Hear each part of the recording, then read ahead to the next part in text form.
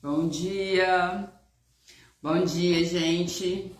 Hoje, 1º de setembro, não? Tá começando a semana, graças a Deus.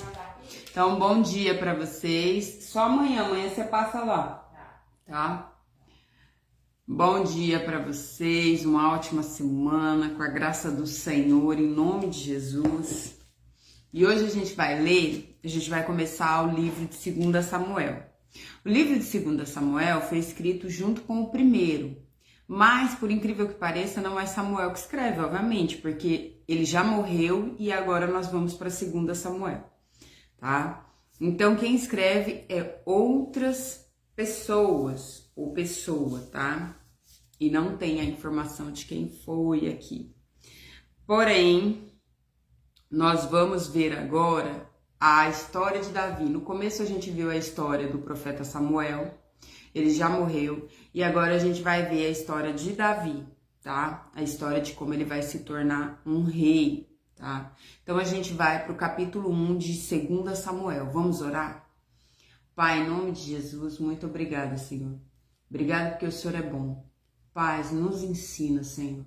Nos ensina na Tua palavra, nos ensina a andar segundo aquilo que o Senhor quer. Nos abençoa, nos protege, Espírito Santo, nos enche da Tua presença, da Tua comunhão e nos ajuda, Senhor. Nos ajuda, nos dá sabedoria, Pai, para resolver todos os obstáculos da nossa vida. Em nome de Jesus, amém. Gente, 2 Samuel 1. Davi vai ficar sabendo da morte de Saul, tá?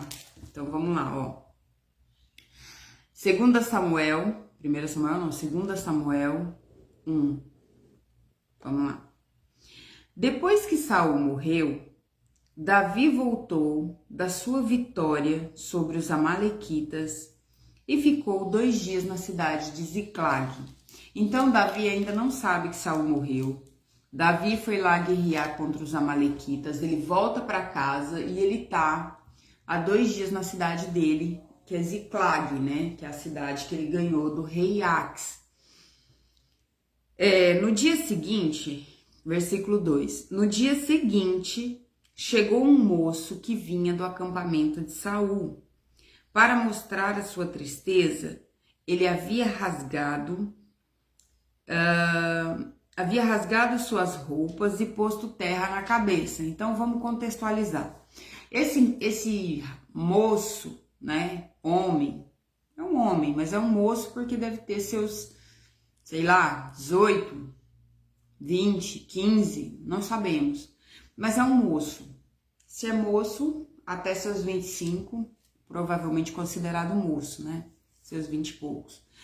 O que acontece? Esse moço, ele passa terra na cabeça e rasga as vestes como sinal de tristeza, como se ele estivesse muito triste. E ele vai chegar e vai contar uma mentira para Davi. Por que ele vai contar essa mentira? Ele vai contar que matou Saul. Só que ele conta que matou Saul achando que Davi vai ficar feliz. Por quê? Porque se sabia que Saul queria matar Davi, e Davi, ali naquele ambiente, nos filisteus, onde ele vivia mentindo, que ele guerreava contra Saul. Então o que se sabe é que Davi odeia Saul e Saul odeia Davi. É o que se sabe, não é de fato a verdade. E esse moço, por achar que Davi vai ficar contente com a morte de Saul, ele chega e mente que ele que matou Saul. E ele é um amalequita, sendo que é daquele povo que o Davi acabou de lutar contra, que destruíram, que roubaram, né, as mulheres e os pertences deles. Então Davi tá com raiva dos amalequitas. Davi não quer a morte de Saul. E, né, tanto é que ele não matou Saul. E o cara vai chegar mentindo. Olha o desastre. Então, no dia seguinte chegou um moço que vinha do acampamento de Saul. Para mostrar sua tristeza, ele havia rasgado suas roupas e posto terra na sua cabeça. O moço foi até o lugar onde Davi estava, ajoelhou-se e encostou o rosto no chão em sinal de respeito. Davi lhe perguntou: de onde você está vindo? Eu fugi do acampamento israelita, respondeu ele. Conte o que foi que aconteceu, disse Davi. Nosso exército fugiu da batalha e muitos dos nossos homens foram mortos, disse o moço. Saul e seu filho Jonatas também morreram. Então ele já pá para Davi. Como é que você sabe que Saul e Jonatas estão mortos? O desespero de Davi. Davi já estava com o coração na boca, né? Perguntou Davi. E o moço respondeu assim, ele resolve mentir achando que Davi vai dar honra a quem matou Saul. Olha só. Acontece que eu cheguei por acaso ao monte Gilboa e vi Saul apoiado na sua lança.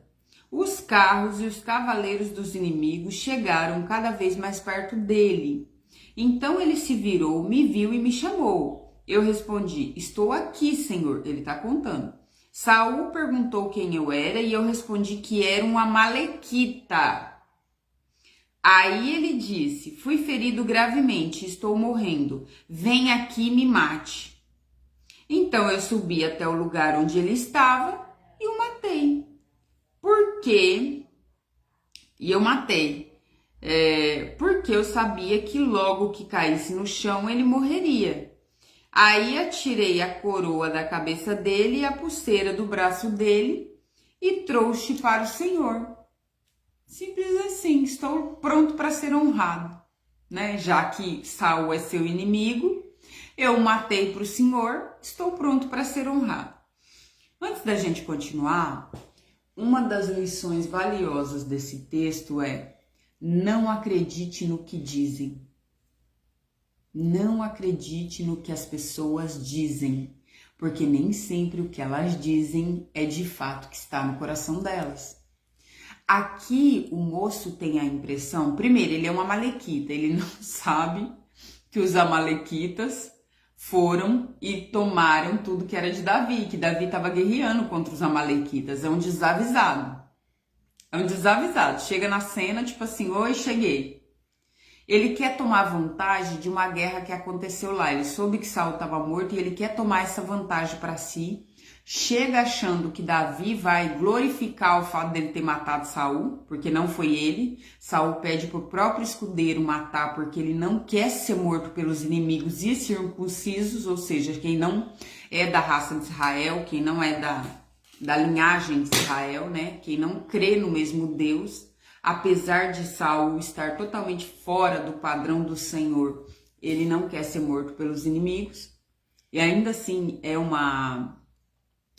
orgulho, né? Ele não quer que o orgulho dele seja ferido até no último momento. Mas independente, quem matou ele foi o próprio escudeiro e o escudeiro também se mata. Mas olha como uma pessoa que quer levar vantagem, um desavisado e alguém que acreditou nas falácias, ou seja, naquilo que estão falando, na fofoca. Cuidado com fofoca. Cuidado com aquilo que você pega no ar e vai se aproveitar disso. Nem sempre o que falam é verdade. O que todo mundo sabia era que Davi era contra Saul e Saul era contra Davi, mas não era verdade. Davi matava dos povos dos filisteus, dos povos inimigos. Davi não matava do povo israelita. Davi não era contra Saul. Davi tinha em Saul um pai. Davi tinha em Jonatas um irmão. Davi não queria que ele morresse, que Saul morresse. Pelo contrário, Davi teve a oportunidade 2 vezes e ele não matou, porque para Davi ele era pai. Por que ele era pai? O pai de Davi praticamente o rejeitou. Por quê? Porque quando vai Samuel ungir os filhos, ele lembra de todos, menos de Davi. Então ele não tinha uma boa relação com o pai. Ele não tinha uma boa relação com os irmãos, tanto que o irmão dele, quando ele vai lá levar a comida, que o Golias está afrontando o exército e ele vai levar comida para os irmãos, o próprio irmão fala para ele: tá fazendo o que aqui? Não tem nada para você fazer, não? Ou seja, o irmão tá ali aperrinhando ele, né? Como se diz numa parte do Nordeste, aperrinhando. Tá ali perturbando a vida dele. Então ele também não tinha uma boa convivência ali, tinha as tretas. Mas com Jonatas é um irmão para ele. Jonatas o ama, há amigos mais chegados que irmãos. E Saul é o pai, Saul começa a ensinar como é o reino, Saul fica próximo dele, ele toca para Saul para tirar os espíritos ruins de Saul. Depois ele se torna genro de Saul, né? Casa com a filha do Saul. Ele é cunhado de Jonatas, Jonatas é o irmão, é o amigo mais chegado que o irmão. Então ele não tem interesse nenhum na morte deles. E quando esse cara desavisado chega para falar que ele matou Saul, Davi fica enfurecido com ele. Antes, Davi vai se lamentar, mas Davi vai ficar pé da vida com ele. Então, não escute o que as fofocas dizem, porque fofocas são, na sua maioria, mentiras, tá? Não tente levar vantagem ou falar algo sobre fofoca, porque além de você levar um carão, que é o mínimo, você pode tomar um toco daquele. Ah, me contaram. Enfim, daí? Quem te contou? Ninguém sabe a realidade, entendeu? Então não fique atrás de fofoca, aquele literalmente, né? Vá cuidar da sua vida. Então, ó, aí ele fala, acontece que eu cheguei por acaso, no monte viu Gilboa, vi Saul apoiado na sua lança, os carros e os cavaleiros dos inimigos chegaram cada vez mais perto, então ele se virou, me viu, me chamou, eu respondi, aqui estou, Senhor. Saul perguntou quem eu era, eu respondi que eu era um amalequita, nem sabia da treta lá do Davi com os outros amalequitas, já se ponhou no risco. Olha só, como ir por fofoca dá ruim, e dá muito ruim. Então, ó, aí ele disse, fui ferido gravemente, estou morrendo, veio aqui e me mate. Então eu subi até o lugar onde ele estava, o matei, porque sabia que logo que caísse no chão morreria, ou seja, qualquer um ia matar ele, então já aproveitei e matei. Tirei a coroa da cabeça dele, a pulseira do braço dele e trouxe para o Senhor. Então Davi rasgou as suas roupas em sinal de tristeza. E todos os seus soldados fizeram o mesmo. E choraram, e se lamentaram, e jejuaram até a tarde por Saul, por Jonatas e por Israel, o povo de Deus, o Senhor, pois muitos deles tinham sido mortos na batalha, amigos de Davi. Aí Davi perguntou ao moço que tinha trazido as notícias: de onde você é? Eu sou amalequita e estou morando na sua terra, respondeu ele. Como é que você se atreveu a matar o rei escolhido por Deus, o Senhor? Perguntou Davi. Então chamou um dos seus homens e ordenou: mate-o. Tchau, fofoqueiro, né? Querendo tomar vantagem. Tchau. Olha o perigo da fofoca, das vantagens indevidas. Olha o perigo. Então, ó, mate-o. O homem atacou o amalequita e o matou. E Davi disse ao amalequita: o culpado disso foi você mesmo. Você se condenou quando confessou que havia matado o rei escolhido pelo Senhor. Se lasca, né? Se lascou. Aí, ó, Davi, ele se lamenta, ele chora, ele vai compor um cântico de lamento, porque ele realmente vai ficar triste, porque Saul para ele era pai, Davi, o Jonatas era irmão, então ele não tinha interesse nenhum que eles morressem, tá? Ele realmente fica triste. E o coração de Davi é um coração quebrantado, apesar dele ter andado errado, apesar dele ter mentido um ano e pouco, ele não foi contra Israel, Deus o livrou de ir contra Israel, né? E ele ama Saul, ele ama Jonatas, tá? Então ele vai cantar, ó. Davi cantou esta lamentação por Saul e por seu filho Jonatas, e lhe ordenou que fosse ensinada ao povo de Judá. Então, ó, quando ele vai virar rei, ele ordena, tá? Esta lamentação está escrito no livro do justo. Os nossos líderes estão mortos nos montes de Israel. Caíram os nossos soldados mais valentes. Não cantem isso na cidade de Gate, Gate é dos filisteus, nem nas ruas de Asquelon, para que as mulheres filisteias não se alegrem. nem pulem de contentamento as filhas dos pagãos, né, do povo inimigo. Não caia chuva nem orvalho nos montes de Gilboa, e que os seus campos não produzam mais nada, pois ali o escudo dos guerreiros valentes estão cobertos de pó, e o escudo de Saul perdeu o seu brilho. O arco de Jonatas era mortal, e a espada de Saul nunca falhava para derrubar os poderosos e matar os seus inimigos. Saul e Jonatas, tão queridos e maravilhosos, juntos na vida, juntos na morte. Eram mais rápidos do que águias e mais fortes do que leões. Mulheres de Israel, chorem por Saul. Ele vestia vocês com vestido de fina lã vermelha e as enfeitavam com joias de ouro. Os soldados mais valentes caíram e foram mortos na batalha. Jonatas está morto nas montanhas. Eu choro por você, meu irmão Jonas. Como eu o estimava.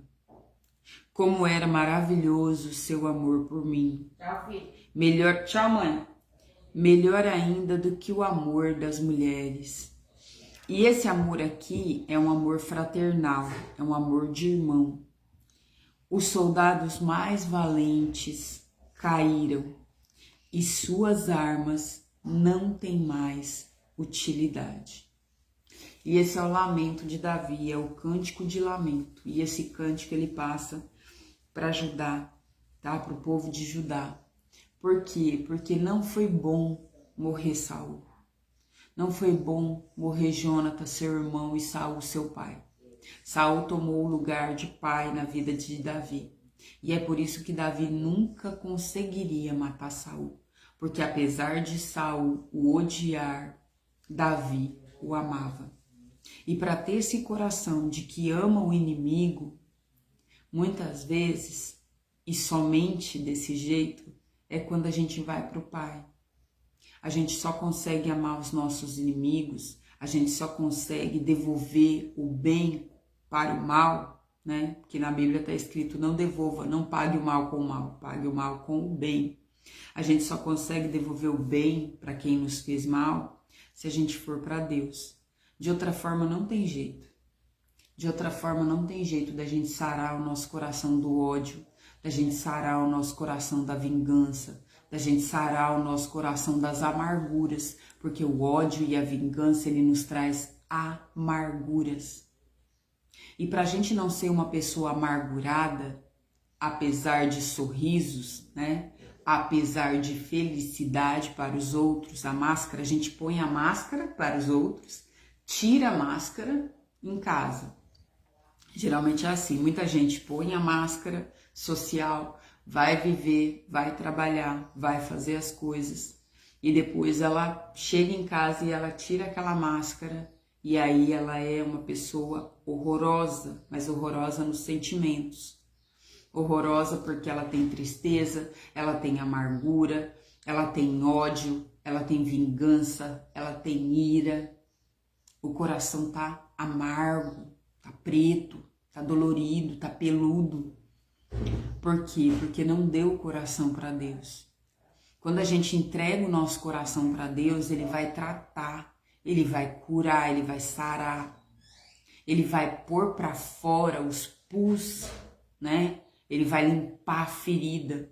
Uma ferida, eu já limpei a ferida de 2 pessoas que ficaram com queimadura. E quando você queima,